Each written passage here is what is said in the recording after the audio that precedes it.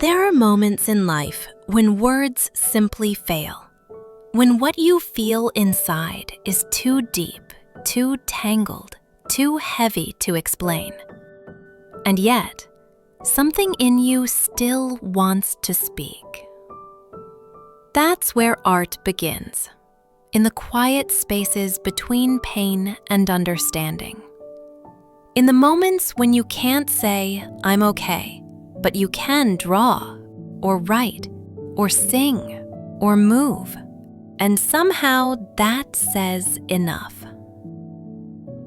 Welcome to Little Journey English, a place where we slow down, reflect, and explore books, quotes, and timeless ideas that help us live with more meaning. Today's reflection: art as healing. Picture this: a woman named Anna, sitting alone at her kitchen table after a long, difficult week. Her coffee has gone cold. Her heart feels even colder. She doesn't know what to do with the heaviness inside. So she picks up a brush, one that's been lying untouched for years. At first, it's awkward. A few colors on paper, random strokes. But slowly, something happens. Her hand moves. Her breathing slows. Her thoughts quiet.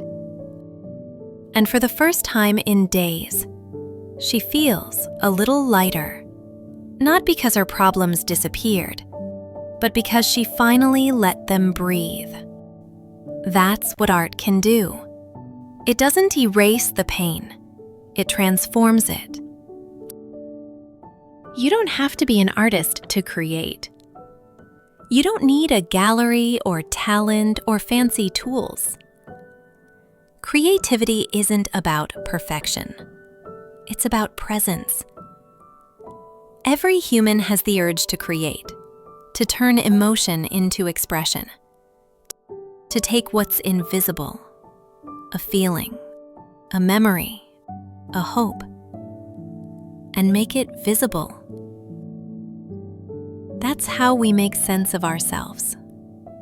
When you create, you turn confusion into color. You turn pain into poetry. You turn silence into something that speaks. That's healing.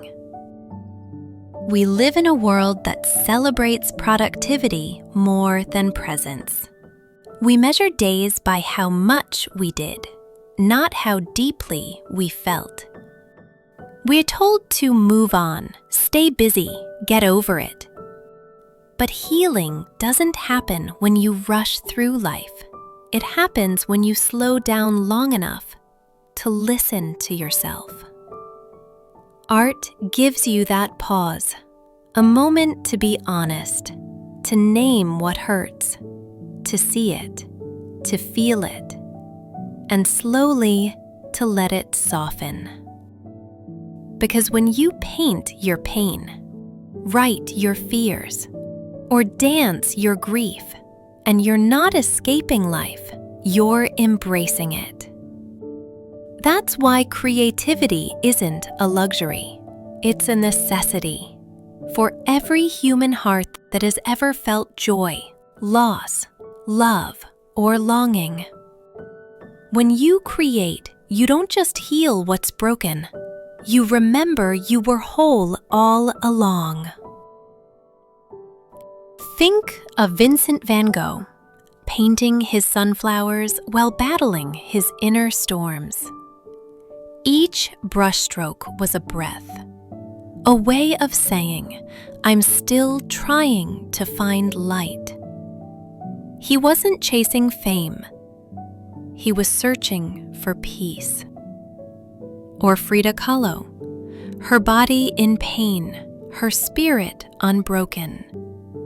She turned her suffering into vivid portraits, raw, beautiful, defiant, turning wounds into color that still speak today. But healing through art isn't only found in museums. It lives quietly in everyday lives. In a teenager who journals after a breakup, writing until tears turn into words. In a father who plays guitar at night, each note softening the noise inside his mind.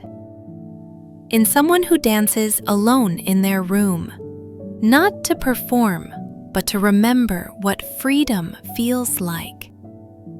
Each act of creation, big or small, whispers the same truth. I'm still here. Because art, in the end, isn't about beauty. It's about belonging. Belonging to yourself again. So, how do you make art a part of your healing? You don't need to start big.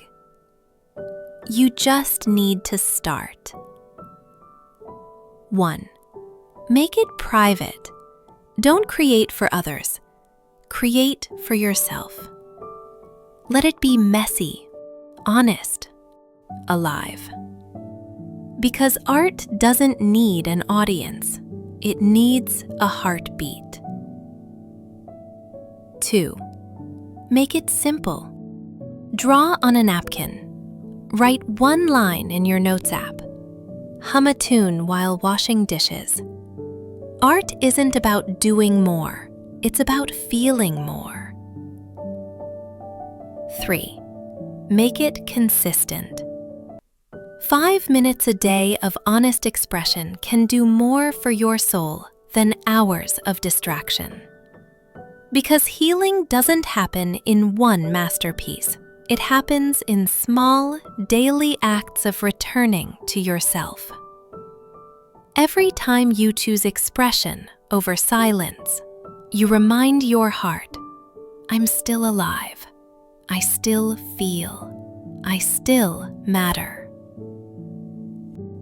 Think of art like a mirror.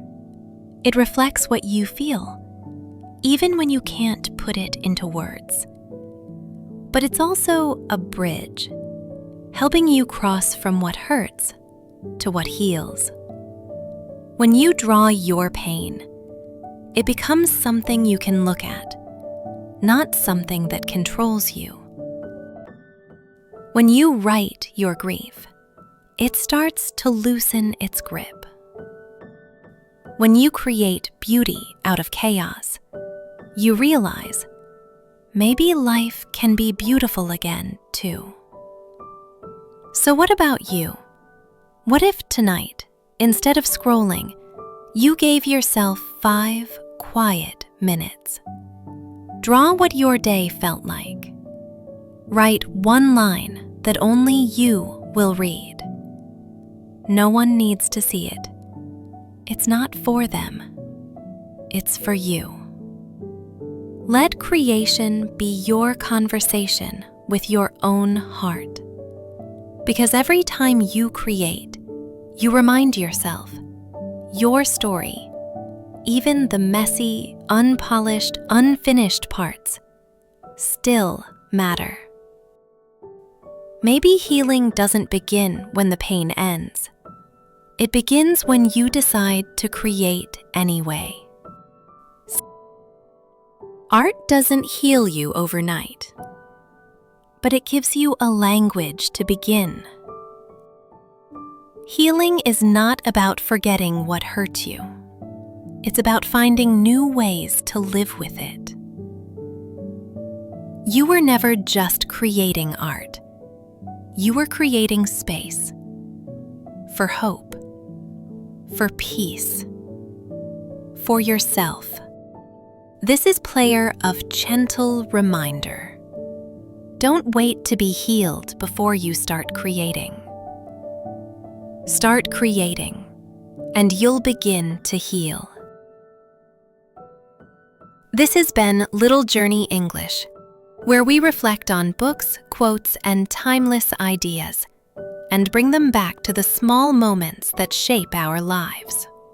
Thank you for walking this little journey with us. Until next time, take care and keep creating your way back to peace.